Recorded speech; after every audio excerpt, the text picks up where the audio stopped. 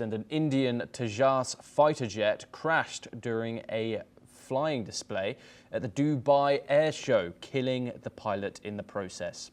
Eyewitnesses report the aircraft performing a low roll before going down in flames around 1.6 kilometers from the show site, sending a plume of smoke into the sky. Videos on social media showed the jet bursting into a fireball on impact as spectators watched in shock. The accident occurred on the last day of the Middle East's largest airshow, attended by thousands, including aviation industry leaders and military officials. The Indian Air Force has announced an inquiry expressing condolences to the pilot's family. Officials say it is believed to be the first crash in the airshow's history, which began in 1986. Okay, joining us now is Group Captain VN Jha. He's an aviation expert, joining us live from New Delhi. Thank you very much for joining us here on the programme. Group Captain, a pilot has been killed during this warplane crash, this Indian warplane crash at the Dubai Airshow. What is the first thing investigators will be looking for in an incident like this? Very good evening to you. Very unfortunate of this accident, and my heart and mind goes to the pilot and their family, very family. My condolences for them. I hope they will sustain it, and we in the Indian Air Force, we are always ready for any machine that goes up. There are many factors that can involve it. So mentally, we are ready for any such situations to happen. And this is not the first time in an air show that mishap has happened. We have seen many of the air shows in the past, wherein many of the aircrafts, they have had crashes, fatal often, and some with the ejection as well. So it is on the record, it does happen. And the sole reason for this is that in the air show, you intend to outperform your competitors. So here also, whatever aircraft would have been there on the air show, flying there, giving flying demonstrations, every pilot, every group, every nation, they must be trying to show something which other plane was lacking. And that is where we usually have a tendency to mishandle the aircraft control.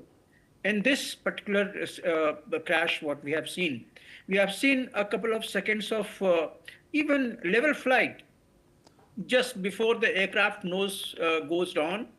I could see the aircraft was flying maybe straight or in a curve, and it did maneuver a roll, a slow roll.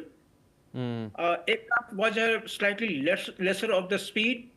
And that is where I could see the nose going down. Yes. And in a roll, nose went down. The height separation was just about 1.2 kilometers or so, even less than that, what I could make it. There was hardly any chance to recover it. And, in the fighter aircraft, there is a saying we have learned from the MiG-21 days, that this aircraft flies like a bullet, but drops like a stone. In any of the single engine aircraft, where the weight to lift ratio is slightly on the marginal side, like MiG-21s that we have had, this is a normal tendency. In this particular case, I could see the aircraft was, getting a roll down, and then that is the time when the nose went down. And nose went down, if the nose goes down at that low speed, you can't generate enough of the lift under the wing that could put the plane back to the flights. The most unfortunate part is that before crashing, the pilot couldn't initiate ejection. That is one thing what is worrying to me, because this aircraft has got Martin Baker 16 seat, which has got 0-0 capability and very sturdy one. So this is one thing what is worrying me. I'm also aware that in the air show, I told you, they try to, over maneuver, over smart any other technique of the aircraft or any other aircraft. So that could be one of the reasons why he couldn't initiate ejection. Okay. Or otherwise, during the aircraft crash investigation, the team will be looking at it. That did Martin Baker's seat fail in ejection?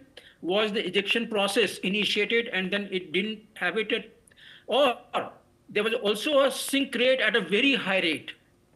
Even at that sink rate, if the ejection is initiated, pilot should be able to clear the aircraft. Yes. So all these things has happened. Let's see how the investigation goes. But I'm not much worried. This is a very sturdy aircraft. I've been part of the design development team of some of the subsystems of this aircraft at Bangalore. I'm based at Bangalore. So I have worked with those design team, and I have witnessed many initial flights with all telemetric parameters coming to us, and everything is absolutely fine. This aircraft is 4.5 generation aircraft. It can Yes. outsmart any other aircraft here in this. And since it is a small one, Okay. with the updated avionics day by day,